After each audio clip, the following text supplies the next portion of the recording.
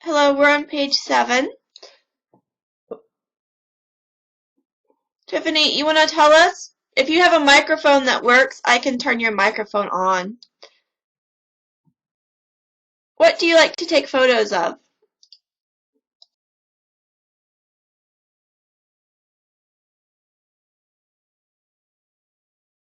Looks like you don't have a microphone.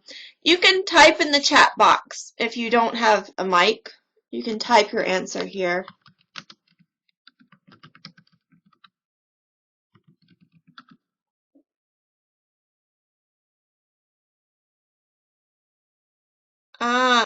Logan, you like to take pictures of the sky at night? Well, you probably don't live in Seoul, because it's a big city and there's a lot of light pollution. But in the countryside you can. I take pictures of nature. I do too, Guman. I like in the fall time, the foliage, the leaves changing color. Nature or people? Tiffany likes to take pictures of nature or people. People like your family, maybe your friends. So what can a photo do that words can't? What can we say with a photo that we can't say with words?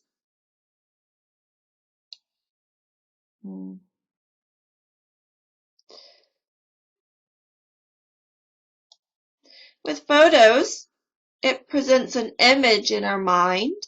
Maybe words can make images, but a photo has more, I think. Maybe a photo gives us more of an image to put in our mind. Words can too. So photos are important. We can learn a lot from them. Oh, Guman, you bought a mic? Okay, good. You can read today. So on page 8, amateur photographer Haig Gilchrist captures a moment when a giant wave hits a ferry near Sydney Harbour, Australia. This dramatic photo was viewed by thousands online. Sometimes people's jobs can be taking photos. So you can make a lot of money from taking a photo. This photo was viewed by thousands online, so it's a very dramatic photo. The wave is crashing this ferry boat. Maybe looks scary or cool. Nature can be very awesome. All right, we're going to go to the reading. We're going to do 1A and 1B today. Since they're kind of long, we're only going to read 1. And I think we're going to read B because A is a little long. We will listen to A, but we're going to read B because we just don't have time to read them both. But we're going to listen to the story. A Visual Village, page 9. So page 9 through 11. First, we're going to go over the vocabulary words, and then we're going to listen. Tremendous. Tremendous means a lot of something. Not just normal a lot, very, very, very, very much. So tremendous. A lot of something. Very, very, very, very much. Obsessed. If somebody is obsessed with doing something, they're crazy about it. They think about it all the time. They always want to do it. They're crazy for it. So very passionate, very obsessed. Sometimes this is a negative word. But it can be positive too. Dramatic. Do you watch TV dramas? I do sometimes. Yeah? Human, what dramas do you watch?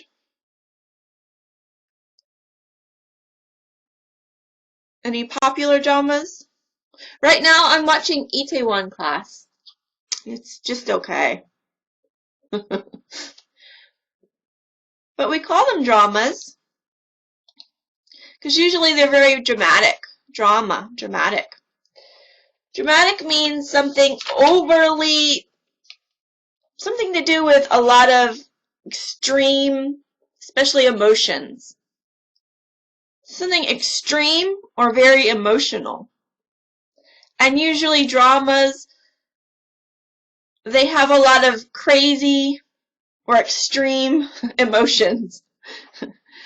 So like they'll have like very sad events and then very lighthearted events. So it's like emotions, but emotions that are amplified. Oh, you want to check if your mic is working? Okay, Gyumin, tell us about the dramas you watch.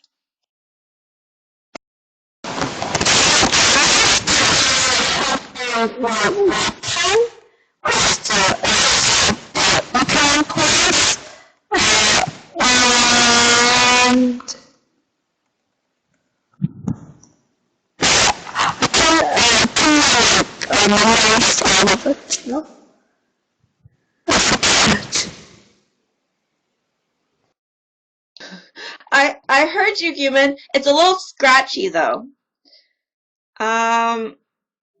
Maybe don't talk directly into the mic.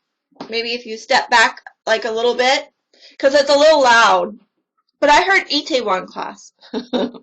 So you watched Itaewon Class? I'm watching that now. It's okay. Instantly. Something that happens right now. So you don't have to wait. It's instant. So right now. Embrace. To embrace means to hug someone or to do something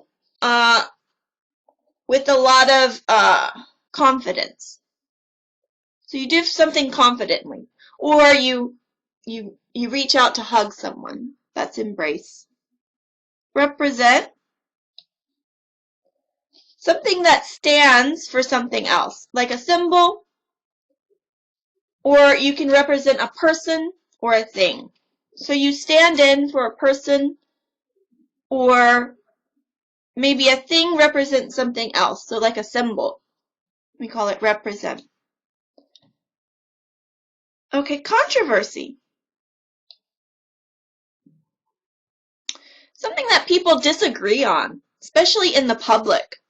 Maybe a debate, something some people argue about a lot. We call this a controversy. Some issues can be controversial. So that's an adjective. Controversy is a noun. Something that makes people fight a lot or disagree a lot about. Relevant, something related to something else. Irrelevant is the opposite, so not related. So if I'm talking about the situation with North Korea, and maybe I'm talking about maybe having talks between the North Korean president and the South Korean president, and I bring up maybe laws or treaties between the two countries, that's a relevant discussion. Something irrelevant, maybe talking about celebrities or, I don't know, basketball. So it's not related to the topic. Irrelevant. Relevant is related to the topic. Democracy. A system of a government where the president or officials are elected. So people vote. Profound. Profound means something very intense or very great. So if you have a profound love for dramas, you really, really are passionate about them. Oh, like today, Gyumin, yeah. Today is election day. I voted. in the US. I faxed my vote in. So America's a democracy. We like to think so. And today is voting day. We have to see who the president of the United States will be. Maybe tomorrow we'll know. They're still counting it on the news, so maybe we'll know tomorrow morning. Okay, a visual village. We're just going to listen to this. We're going to read the second one, okay? So just listen.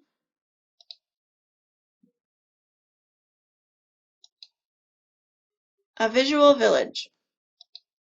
Reading Explorer 4, 3rd edition, copyright 2020, Cengage Learning Incorporated, all rights reserved. Reading 1A, The Visual Village. Before the age of the smartphone, aspiring photographers had to learn how to use high-tech cameras and photographic techniques. Not everyone had cameras, and it took skill and a good eye to capture and create a great photograph. Today, with a huge range of camera apps on our smartphones, we are all amateur photographers, and pretty good ones too. The quality of smartphone images now nearly equals that of digital cameras. The new ease of photography has given us a tremendous appetite for capturing the magical and the ordinary. We are obsessed with documenting everyday moments, whether it's a shot of our breakfast, our cat, or our cat's breakfast. And rather than collect pictures in scrapbooks, we share, like, and comment on them with friends and strangers around the globe.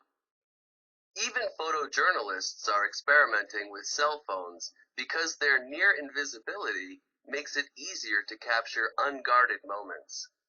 The internet also allows photojournalists to avoid traditional media. They can now act as their own publishers, reaching huge audiences via social media sites such as Instagram. A photograph taken in New York can get a response from someone in Lagos within a second of being uploaded. In the past, magazines published unforgettable photos of important people and global events that captured our imaginations. These photos had the power to change public opinion, even the course of history. But if there are fewer memorable images today, it's not because there are fewer good images, it's because there are so many. No one image gets to be special for long. Cameras are everywhere, a situation that is transforming the way we experience dramatic events. When there are major political events or natural disasters, it is ordinary citizens with cell phones, not photojournalists, who often provide the first news images. Quality still matters, but it's less important than what's instantly shared. As people everywhere embrace photography and the media make use of citizen journalists, professional standards appear to be shifting. In the past, most people trusted photojournalists to accurately represent reality. Today, however, digital images can be altered in ways the naked eye might never notice. Any image can be altered to create an improved picture of reality. The average viewer is left with no way to assess the accuracy of an image, except through trust in a news organization or photographer. The question of the accuracy of images gets even trickier when photojournalists start experimenting with camera apps, like Flickr or Instagram, which encourage the use of filters. Images can be colored, brightened, faded, and scratched to make photographs more artistic, or to give them an antique look. Photojournalists, using camera apps to cover wars and conflicts, have created powerful images, but also controversy. Critics worry that antique-looking photographs romanticize war, while distancing us from those who fight in them. Yet photography has always been more subjective than we assume. Each picture is a result of a series of decisions: where to stand, what lens to use, and what to leave in or out of the frame. Does altering photographs with camera app filters make them less true? There's something powerful and exciting about the experiment that the digital age has forced upon us. These new tools make it easier to tell our own stories, and they give others the power to do the same. Many members of the media get stuck on the same stories, focusing on elections, governments, wars, and disasters. In the process, they miss out on the less dramatic images of daily life that can be just as revealing and relevant. The increase in the number of photographs and photographers might even be good for democracy itself. Hundreds of millions of potential citizen journalists make the world smaller and help keep leaders honest. People can now show what they are up against, making it increasingly difficult for governments to hide their actions. If everyone has a camera, Big Brother isn't the only one watching. Who knows? Our obsession with documentation and constantly being connected could lead to a radical change in our way of being. Perhaps we are witnessing the development of a universal visual language. It's one that could change the way we relate to each other and the world. Of course, as with any language, there will be those who produce poetry and those who make shopping lists. It's not clear whether this flowering of image making will lead to a public that better appreciates and understands images, or will it simply numb us to the profound effects a well-made image can have? Regardless, the change is irreversible. Let's hope the millions of new photographs made today help us see what we all have in common, rather than what sets us apart. Okay, so photographs can be powerful.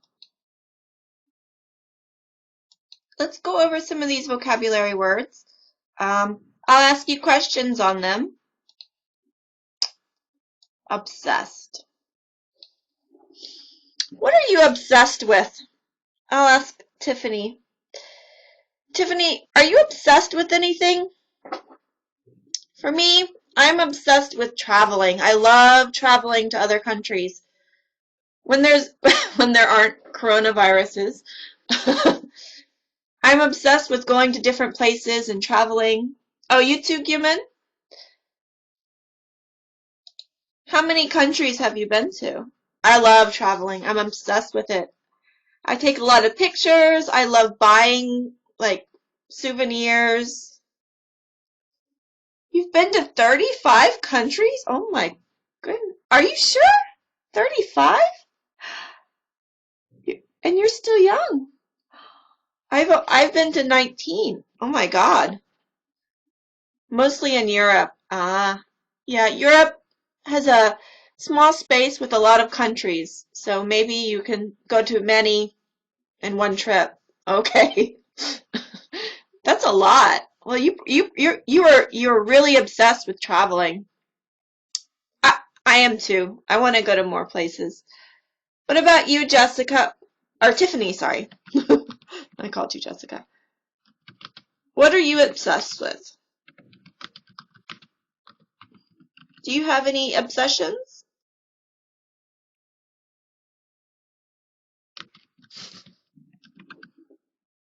Watching movies? What kind of movies? Do you like comedy? Like funny movies? Do you like horror movies? Like scary movies? Do you like dramas? Do you like romance? Harry Potter. Harry Potter is science fiction, I think. And fantasy. We call that fantasy. I like fantasy. Yeah. Fantasy movies are fun. I like Lord of the Rings. That's a fantasy movie. And Harry Potter's pretty cool too. All right, let's see. Instantly. Let me see. Xian, tell me something that can be done instantly. What is something that can be done instantly? I'll give you an example. I take a selfie. Click, click. It's instant. The photo is taken instantly on my cell phone because cell phones these days, smartphones, are very fast. So the image shows up instantly. Blinking your eye. Good. That's a good example, Sheehan. So when you blink your eyes, it's instant. The action is instant. You don't have to think about it. Okay, that's a good example. Represent. I'll ask Logan. I'm going to give you a symbol. Tell me what it represents. The first one's very easy. White dove. What does a white dove represent? Anybody know? What does a white dove represent? You don't know? Oh, very easy. Peace. Good. Peace. Yeah. Okay. Let me give you another one. What about a gold ring?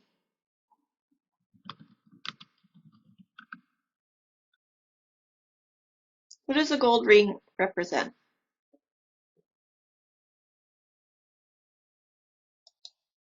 Anybody know?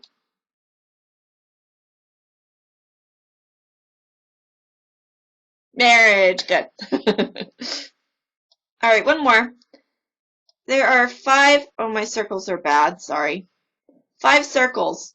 What do these 5 circles represent? Sorry. My picture is bad. They're usually different colors. Do you know what these 5 circles? Olympics! Good job. So pictures can represent things. We call these symbols. All right, let's see. Controversy. Do you know of any controversies now in Korea? Maybe something people are fighting about or arguing about a lot or debating about? What's a controversy? It's happening now. Do you know of any controversies? I know there are a lot of controversies in government. But maybe you don't really pay attention that much. Maybe social controversies.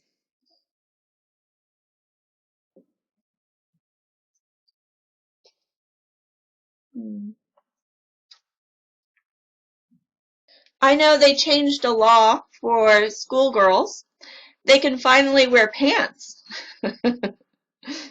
It's kind of weird because, well, it was a controversy before because girls had to wear skirts to school for part of their uniform. But now they're changing the law and girls can wear pants, which is so much better. But it was a controversy before because girls had to wear skirts. I don't know why. But I read somewhere that they were changing the law in Korea, the education board, so now girls can wear pants to school instead of skirts. Pants are more comfortable. But before this was a controversy. I don't know why. What do you think? Are pants more comfortable? Definitely, if you wear a skirt.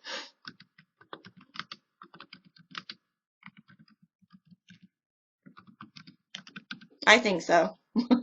I don't know why it was a controversy before. All right, let's do one more. Profound. So huge. Something very big. Let me see. Has anybody gone through a profound change in their life?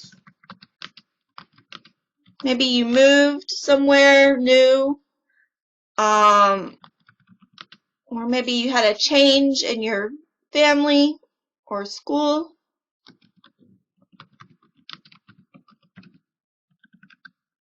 No? Things are usually the same. So a profound change in your life would be like maybe you moved to a different country. That would be a huge or profound change.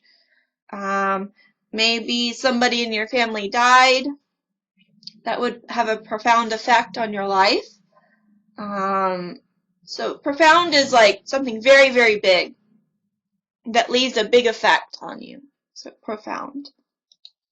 We're not going to read this one. we're going to read the next one, okay? But for homework, if you don't have a book, you don't have to do homework, okay? When you get your book, you can do your homework. But if you do have a book, you can do page 12. This is the reading comprehension. You can do page 13, but only do part A. So find the definition for these words. And page 14. This is the vocabulary practice. So the vocabulary we learned. So you can do this for homework. We're going to go to the next section, 1B. We're going to read this part. My journey in photographs. This is an Omani fisherman casts his net at dawn. We're on page 16. Oman. Oman is near Saudi Arabia.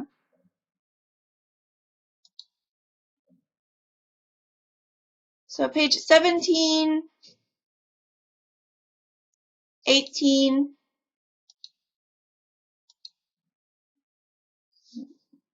where's 19? Oh no, did I not get 19? Okay, I'll post 19. 17, 18, 19, we're going to go over the vocabulary words first, and then we're going to read. Where's page 19? Ah, here it is. I forgot to add it.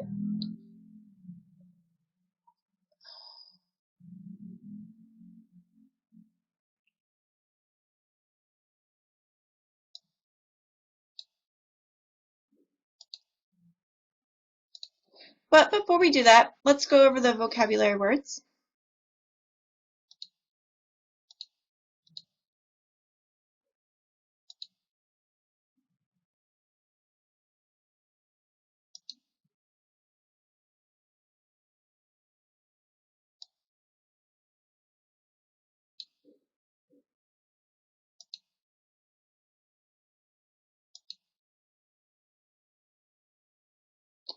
All right, page 17. Tuition. Tuition is money we pay for school.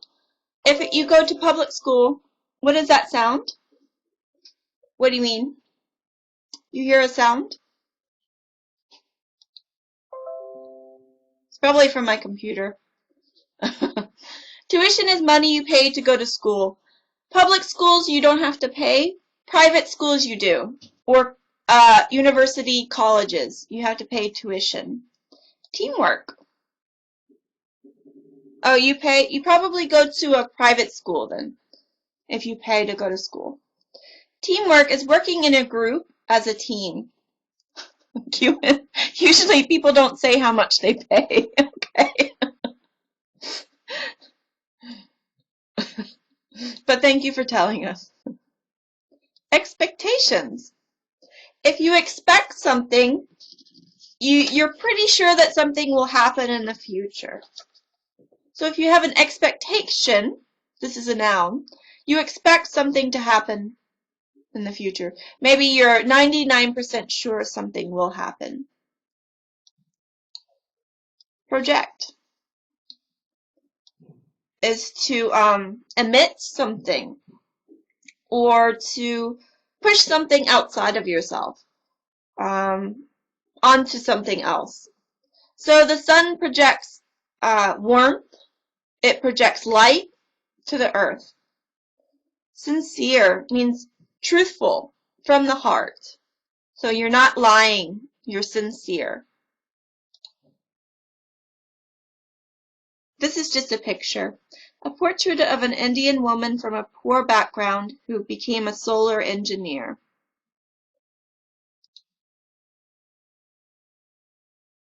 Page 19. Overcame. Overcame, overcome. Overcame is past tense. To overcome something is to defeat someone or something, or to succeed in doing something. Especially if it's very difficult. You overcome it. Especially problems, difficulties. Thus, means so. Same thing. This is more formal though, thus. We use it in essay writing. We don't speak it. We just say so. This is only for essay writing. Turned out, something happened. So you tried to do something, and then you got a result. That it turned out. This is result. Portrait is a photo or painting just of a person's head. Not the body, just the head. We call this a portrait. Enrich is to make something better. If you enrich it, you make it better somehow. All right, we're going to listen and then we're going to read. Tiffany, you don't have a microphone, right? But Guman said he has a microphone. Logan, I know you have one. Sheehan, do you have a mic?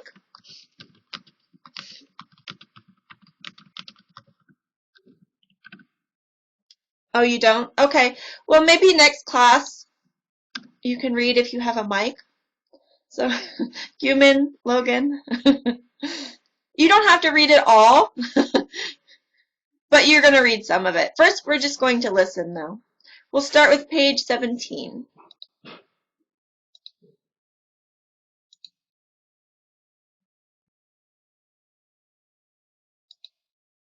Reading 1B. My Journey in Photographs by Annie Griffiths. I got my first real job at age 12 as a waitress. I'm convinced that I learned more as a waitress than I ever did in a classroom. When I went on to college, it also paid for tuition and housing and eventually a camera. But best of all, being a waitress taught me to quickly assess and understand all kinds of people. I learned how to make small talk and how to quickly put people at ease. Great training for a journalist. Waiting tables also taught me teamwork and service and humor. From the moment I picked up a camera, I was hooked. I lost interest in other studies, and all I wanted to do was take pictures for the university newspaper, the Minnesota Daily. In 6 months, I was able to get a lot of great experience. The week I finished college, I was contacted by the Worthington Daily Globe, a regional daily newspaper in southern Minnesota with a history of excellence in photography. By some miracle, I was hired, and the 2-year experience that followed was like a master class in photojournalism. Jim Vance was the top-notch publisher of the Globe. He had very high expectations of all the staff. With little or no instruction from him, writers and photographers were expected to fill the paper with stories that were important to our readers. I didn't know it at the time, but this independent reporting was perfect training for my future career. Among the most important things I learned at the Globe was that if you can make friends with a shy Norwegian farmer and be invited to his kitchen table, you can probably do well in any culture on earth. I worked with a wonderful writer named Paul Grucho. Together, we would search the farming communities for stories. Paul had grown up on a farm himself and lived through personal tragedy, so he was able to project warmth and understanding to anyone he met. Farmers would invite us into their homes and willingly share their personal thoughts with us. From Paul, I learned how to be a patient listener, as well as the importance of giving each subject time and sincere attention. It was while I was working at the Globe that I happened to answer the phone one morning. A man's voice asked, "You a photographer?" When I replied that indeed I was, the voice responded, "This is Bob Gilka, National Geographic. I need a hail damage picture. You guys get a big hailstorm last night?" I overcame my nervousness and said, "Yes, sir." When he asked if I could take the picture for him, I again said, "Yes, sir." My little picture of hail damage in southern Minnesota was well received, and a year later I was working for Bob, National Geographic's legendary director of photography. Thus began one of the most important relationships of my life. Lessons on the road. I was the youngest photographer working for National Geographic when I arrived in 1978, and I spent at least a decade just trying not to make mistakes. With each new assignment came the fear that this was going to be the one where they figured out that I couldn't do the job. On many assignments, the most challenging part turned out to be the transportation. Over the years, I traveled by horse, car, train, truck, and all sorts of old vehicles. I traveled by mule in Mexico, by ship along the Indian Ocean, by fishing boat in the Sea of Galilee, by moped in Bermuda, by sailboat in Sydney. I flew in helicopters chasing bears in the Arctic. Twice, while flying in light planes, pilots have had to make emergency landings far from any airport.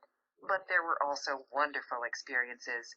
In Africa, I traveled by balloon, ultralight aircraft, and elephant. In a rubber raft off the west coast of Mexico, I was suddenly lifted out of the water on the back of a friendly whale. Wherever I traveled in the world, taking beautiful pictures was always my goal. However, later in my career, I also wanted my pictures to make a real difference in people's lives.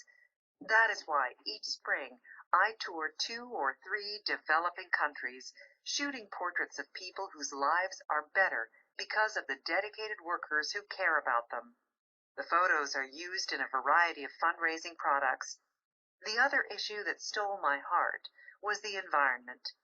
With support from the National Geographic Expeditions Council, I have traveled all over the United States to photograph the last 1% of wilderness left here.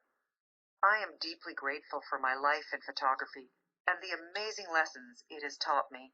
I have learned that women really do hold up half the sky, that language isn't always necessary, but touch usually is, that all people are not alike, but they do mostly have the same hopes and fears, that judging others does great harm, but listening to them enriches, and that it is impossible to hate a group of people once you get to know one of them as an individual.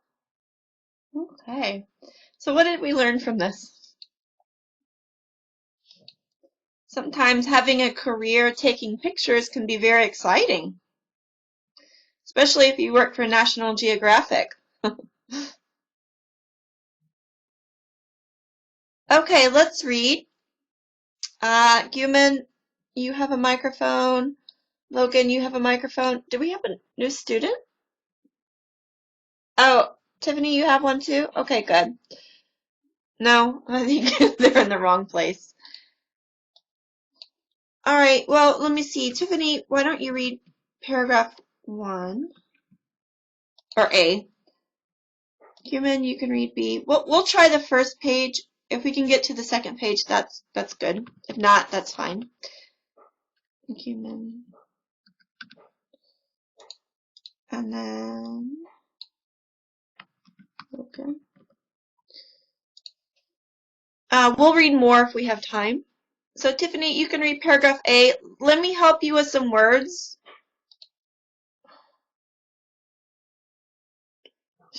No, I think these are all easy for you. Waitress, journalist. Yeah, I think it's fine. All right, I'm going to turn your microphone on, Tiffany. You can read paragraph 1.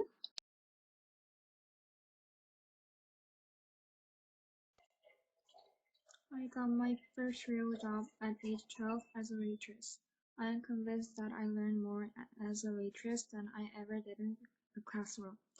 When I went on to college, it also paid for tuition and housing and eventually a camera. But best of all, being a waitress taught me to quickly assess and understand all kinds of people. I learned how to make small talk and how to quickly put people at ease, a great training for a journalist. Waiting tables also taught me teamwork and service and humor. Okay, good job. All right, Human, can you read paragraph 8? Let me turn your mic on. The moment I picked up a camera, I was hooked. I lost interest in other studies, and all I wanted to do was take pictures for the university newspaper, Minnesota Daily. In 6 months, I was available to get a lot of great experiences. The week I finished college, I was contacted by Worthington Daily Globe, a regional daily newspaper in the south of Minnesota with a history of excellence in photography. By some miracle, I was hired, and the 2-year experience that followed was like a masterclass in photojournalism. Oh, good job. Photojournalism. That's a hard word. All right, Logan, you can read paragraph C. Let me see if there's any words that might be... No, expectations. But everything else I think you can read. Logan, I want to turn your mic on. Among the most important things I learned at the Globe was that if you can make friends with the shy Norwegian farmer and be invited to his kitchen table, you can probably do well in any culture on earth. I work with a wonderful writer named Paul Grow. Together we would search the farming community for stories. For had grown up on the farm himself and lived so personal tragedy, so he was able to project warmth and understanding to anyone he met. Farmers would invite us into their homes and literally share their personal thoughts with us. From Paul, I learned how to be a patient listener as well as the importance to giving each subject time and sincere attention. Okay, good job, Logan. Sincere. Sincere. Good job. You're supposed to read paragraph C, but it's okay. You read D. It's okay. Does anybody want to read C? Okay, Human. You turn your mic on. Jim Vance was the top-notch publisher of the Globe. He had very high expectations of all the staff, with little or no instruction for him. Writers and photographers were expected to fill the paper with stories that were important to our readers. I didn't know it at the time, but this independent reporting was perfect training for my future career. Okay, good job. I think we have enough time to read the next page. Let's see how long it is. Maybe. Let me see. Paragraph E. Tiffany. Logan, you can read F. G. Human. And then we'll just go from there if we have time. Because they're very short. Okay. Tiffany, page 19. Can you read paragraph E?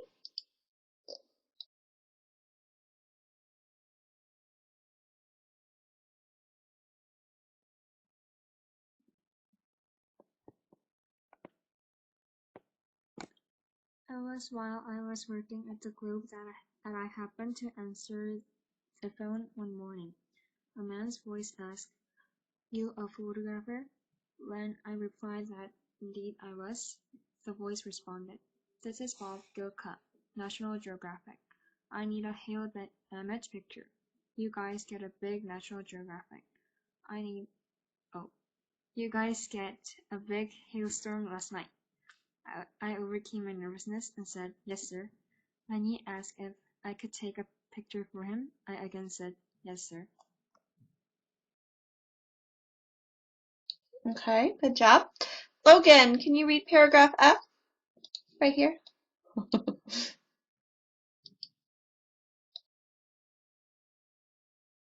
My little picture of hair damage is Southern Minnesota was well received, and a year later I was working for Bob National Geographic's legendary director of photography, thus began one of the most important relationships of my life. Okay, good job. Guman, I think we only have one more time for one more. Can you read paragraph G? I was the youngest photographer working for National Geographic when I arrived in 1978, and I spent at least a decade just trying not to make mistakes. With each new assignment came the fear that this was going to be the one where they figured out that I couldn't do the job. Okay, good job. Everybody did a good job reading today. Let's just leave with one thing. Turn out. What do you think? What about the U.S. elections? How do you think it will turn out? Do you think Trump will be president of the U.S. or Biden? How will it turn out? What do you think? Trump or Biden? I think Biden. I think it will turn out to be Biden who wins. What do you think? Or maybe I don't know. You think Biden too, Human? Let's hope. Alright, if you have a book, you can do homework. If not, you can do it next time. It's fine. So, yeah. Me too, Tiffany. Me too. Page 20, reading comprehension. You don't have to do page 21, but you should do page 22, which is vocabulary. Okay? And I'll see you next week.